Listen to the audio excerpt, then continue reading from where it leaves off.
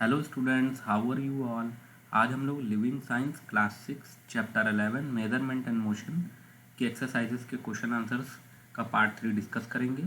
Video शुरू करने से पहले मैं चाहूँगा कि जो लोग हमारे चैनल ई लर्निंग को पहली बार विजिट कर रहे हैं वो इसे सब्सक्राइब कर लें और बेल आइकन को ज़रूर क्लिक कर लें, जिससे जो भी स्टडी मटेरियल अपलोड हो सबसे पहले उनके पास पहुँचे।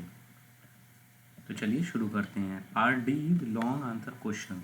First question is why don't we measure all the length in just one standard unit of length such as the meter instead of having multiples and submultiple। किसी भी लेंथ को अगर हमें मेज़र करना है तो हम एक ही यूनिट को क्यों नहीं फॉलो करते, हम उनके बल्कि मल्टीपल्स और सब मल्टीपल्स यूज़ करते हैं। Why when making measurements which involves very large numbers or very small numbers using one standard unit of length becomes very difficult।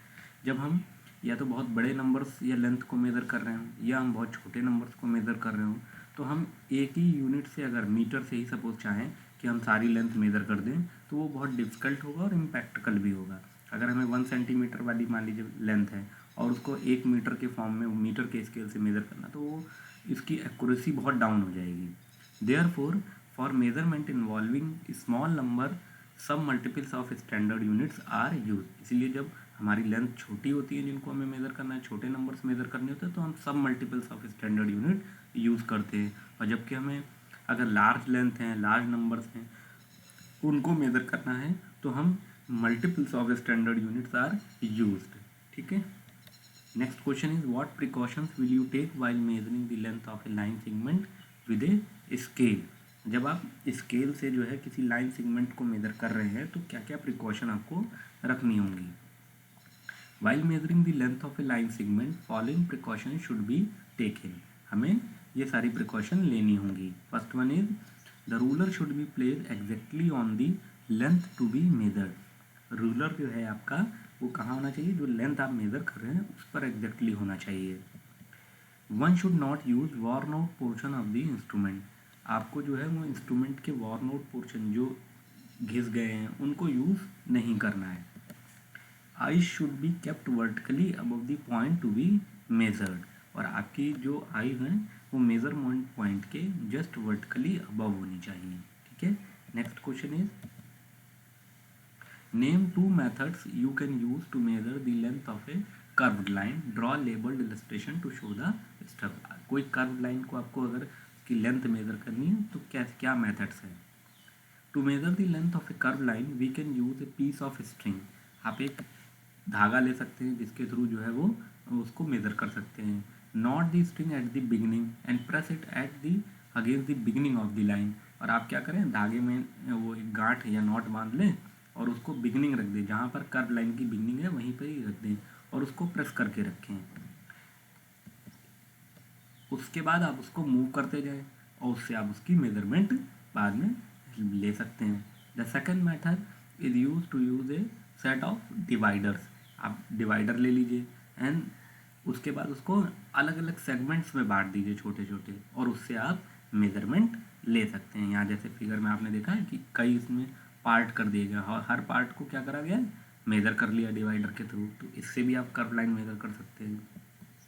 Next is give an example each of a situation where accurate measurement is necessary, accurate measurement is not necessary and only estimation is required। तो आपको हर situation, जो 2 situations दी गई हैं उनमें जो है बताना है। First one is accurate measurements are important in situation where extreme precision is essential। जहाँ पे एक्सट्रीम प्रिसिशन की ज़रूरत होती है वहाँ पे accurate measurement बहुत ही इंपॉर्टेंट होता है। सच एज साइंटिफिक एक्सपेरिमेंट और in construction of fine tolerance machinery. कोई मशीन आपको डिज़ाइन करनी है वहाँ पे एक्यूरेसी की बहुत ज़रूरत होती है। साइंस एक्सपेरिमेंट कर रहे हैं वहाँ पे जैसे आपको बहुत ज़रूरी है। Here even error in the measurement of weight by 0.1 gram can completely change the result of an experiment. और वहाँ क्या होता है कि 0.1 ग्राम का भी अगर आपके मेजरमेंट में चेंज आ गया तो आपका एक्सपेरिमेंट का रिजल्ट जो है वो चेंज हो जाएगा। Estimation will suffix in the most daily domestic situations such as the mixing sugar or salt in food item। और बहुत सारी जगह क्या होता है, जैसे आप घर में मान लीजिए चाय बना रहे हैं या कोई आप ड्रिंक बना रहे हैं तो उसमें शुगर ऐड करनी है, सॉल्ट ऐड करना है आपको, फूड में आइटम बना रहे हैं उसमें सॉल्ट ऐड करना है, तो वहाँ पे एस्टिमेशन होता है, वहाँ पे बहुत ज़्यादा एक्यूरेसी की ज़रूरत नहीं होती है। तो here a difference of 0.1 gram in the amount of salt और sugar in the food will not even be notice. तो वहाँ 0.1 अगर शुगर ज़्यादा हो जाए या कम हो जाए तो उससे आपके फूड के टेस्ट में या बहुत अंतर कुछ भी नहीं पता चलेगा आपको। ठीक है। Name the 2 different types of translatory motion and explain each in brief. आपको 2 डिफरेंट ट्रांसलेटरी मोशन बताने हैं और उनको एक्सप्लेन भी करना है।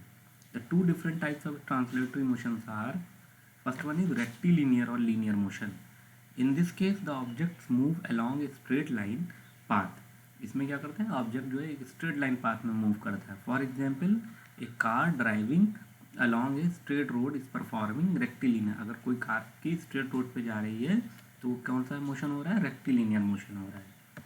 दूसरा है curvilinear motion. When object moves along curved path then the motion is said to be curvilinear. यदि कोई ऑब्जेक्ट आपकी कर्व्ड पाथ में मूव कर रही है तो उसे कर्वीलिनियर मोशन उसका होगा। A car moving on a curved road is an example of curvilinear. Car अगर आपकी जो है कर्व्ड रोड पे मूव कर रही है तो दैट मोशन उसका क्या होगा, कर्वीलिनियर होगा। Next question is what is periodic motion, explain with the help of 2 example. आपको पीरियोडिक मोशन बताना है और उसके एग्जाम्पल्स देने हैं। When motion of an object keep repeating itself at a regular interval of time, it is said to be a periodic motion. जब भी कोई आपका ऑब्जेक्ट एक रेगुलर टाइम इंटरवल में अपने उसको जो है मोशन को रिपीट कर रहा हो तो उसका जो मोशन होगा that is called periodic motion. और जो पेंडुलम जो है आपका क्या है, एग्जाम्पल ऑफ पीरियोडिक मोशन है। Pendulum at a ball tied to a string undergoes a periodic motion. उसमें क्या होता है, पेंडुलम में एक बॉल होती है जो स्ट्रिंग से लटकी होती है और जब आप उसको छोड़ते हैं तो वो एक पर्टिकुलर रेगुलर टाइम में अपने मोशन को रिपीट करता है, तो उसका मोशन क्या कहलाता है, periodic motion. Swing also performs A periodic motion in a similar. और स्विंग भी जो है, झूले जो है वो भी जो है पीरियोडिक मोशन होता है। With this our long question answers are completed of this chapter. यदि आपके डाउट्स होंगे तो उसको कमेंट सेक्शन में मेंशन करिएगा और जिन्होंने अभी तक ई लर्निंग चैनल को सब्सक्राइब नहीं किया है वो इसे कर लें और बेल आइकन को भी क्लिक कर लें, जिससे जो भी स्टडी मटेरियल हो सबसे पहले आपके पास नोटिफिकेशन पहुंच जाए। Thank you and happy learning.